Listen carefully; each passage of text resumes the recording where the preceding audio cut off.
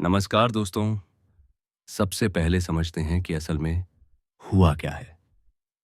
भारत के external affairs minister S Jaishankar ji की हाल ही में मुलाकात हुई पोलैंड के फॉरेन मिनिस्टर से, जो वहां के डेप्यूटी प्राइम मिनिस्टर भी हैं। उनका नाम है रैडोस्लाव सिकोरस्की। वो नई दिल्ली आए हुए थे। अब नॉर्मली जब दो देशों के बीच बायलैटरल मीटिंग होती है तो बातें काफी डिप्लोमेटिक और सॉफ्ट टोन में कही जाती हैं, लेकिन इस बार एस जयशंकर जी ने एक बहुत ही ब्लंट और अनयूजुअली स्ट्रांग स्टेटमेंट दे दिया। उन्होंने साफ शब्दों में कहा, Poland should display zero tolerance for terrorism and should not help fuel terrorist infrastructure in India's neighbourhood. मतलब सीधी भाषा में, पोलैंड को आतंकवाद के खिलाफ जीरो टॉलरेंस दिखानी चाहिए और भारत के आसपास जिस तरह से टेररिस्ट इंफ्रास्ट्रक्चर चल रहा है उसको इनडायरेक्टली या डायरेक्टली सपोर्ट नहीं करना चाहिए। उन्होंने पाकिस्तान का नाम नहीं लिया, लेकिन मैसेज बिल्कुल क्लियर था। यह स्टेटमेंट डिप्लोमेटिक जरूर है, लेकिन डायरेक्शन पाकिस्तान की तरफ ही है, क्योंकि जब भी भारत क्रॉस बॉर्डर टेररिज्म की बात करता है तो उसका मतलब होता है terrorist planning, funding, training, logistics, ideological support, और ये सब ज्यादातर पाकिस्तान से ओरिजिनेट होता है। भारत लगातार ये कहता आया है कि पाकिस्तान की स्टेट इंस्टीट्यूशंस, आर्मी, आईएसआई और सरकार इस पूरे टेरर इकोसिस्टम में शामिल हैं। अब सवाल उठता है, पोलैंड को स्पेसिफिकली क्यों कहा गया?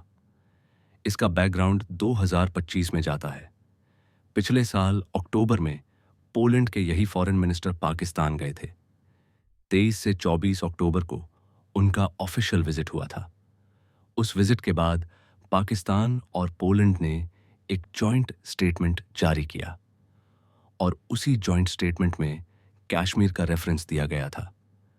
उसमें कहा गया था कि जम्मू और कश्मीर की सिचुएशन कंसर्निंग है और इसे international law on UN charter के अनुसार पीसफुली रिजॉल्व किया जाना चाहिए। अब यहीं पर प्रॉब्लम है। भारत की पोजीशन हमेशा से क्लियर रही है। जम्मू और कश्मीर भारत का इंटरनल मैटर है।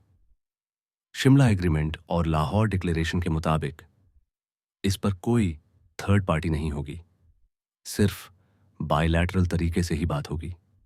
लेकिन जब पोलैंड पाकिस्तान के साथ मिलकर कश्मीर को डिस्प्यूट की तरह फ्रेम करता है तो वो इनडायरेक्टली पाकिस्तान के नैरेटिव को लेजिटिमाइज करता है, और भारत को यही बात सबसे ज्यादा ऑब्जेक्शनेबल लगती है।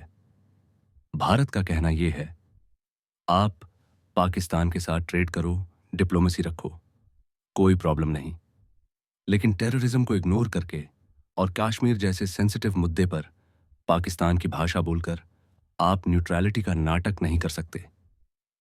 यही वजह है कि जयशंकर जी ने पब्लिक मंच से पोलैंड को सिग्नल दिया। डिप्लोमेसी में इसे कहते हैं स्ट्रेटेजिक करेक्शन। नाम नहीं लिया गया, लेकिन मैसेज शार्प और क्लियर है। ये वही अप्रोच है जिसे इंडिया अब कंसिस्टेंटली फॉलो कर रहा है। क्वाइट डिप्लोमेसी से हटकर अब इंडिया नॉर्म्स सेट कर रहा है। मतलब कुछ रेड लाइंस हैं और उन पर कॉम्प्रोमाइज नहीं होगा। अब पोलैंड का रिस्पॉन्स क्या रहा? पोलैंड ने कन्फ्रंटेशन नहीं किया। डेप्यूटी पीएम ने यह कहा कि टेररिज्म एक ग्लोबल थ्रेट है और पोलैंड खुद भी इस प्रॉब्लम को फेस कर रहा है। उन्होंने एक्नॉलेज किया कि टेररिज्म कहीं भी हो, अनएक्सेप्टेबल है। यह रिस्पॉन्स बताता है कि पोलैंड इंडिया के साथ रिलेशंस खराब नहीं करना चाहता। वो चाहता है कि पाकिस्तान इश्यू की वजह से इंडिया पोलैंड पार्टनरशिप डैमेज ना हो। अब इसका स्ट्रेटेजिक कॉन्टेक्स्ट समझिए। इंडिया अब ओपनली ये कह रहा है, टेररिज्म और ट्रेड डिप्लोमेसी को अलग अलग कंपार्टमेंट में मत रखो। आप ये नहीं कर सकते कि पाकिस्तान से टेरर फैल रहा हो और आप उसी पाकिस्तान के साथ नॉर्मल डिप्लोमेसी भी चलाते रहो। ये डबल स्टैंडर्ड्स इंडिया अब एक्सेप्ट नहीं करेगा। यही बात जयशंकर जी पहले भी बोल चुके हैं। यूरोप को लगता है उसकी प्रॉब्लम्स ग्लोबल हैं, लेकिन बाकी दुनिया की प्रॉब्लम्स यूरोप की प्रॉब्लम्स नहीं होती। यही फ्रस्ट्रेशन इस स्टेटमेंट में भी दिखती है। जब इंडिया रशिया से ऑयल खरीदता है तो यूरोप मॉरल लेक्चर्स देता है, लेकिन जब पाकिस्तान टेररिज्म फैलाता है तो यूरोप डिप्लोमेटिक साइलेंस रखता है। इंडिया अब इस हिपोक्रेसी को पब्लिकली चैलेंज कर रहा है। अब इंडिया पोलैंड रिलेशंस पर इसका असर क्या होगा? शॉर्ट टर्म कोई क्राइसिस नहीं आएगी, डायलॉग चलता रहेगा। टर्म पोलैंड ज्यादा कॉशियस होगा।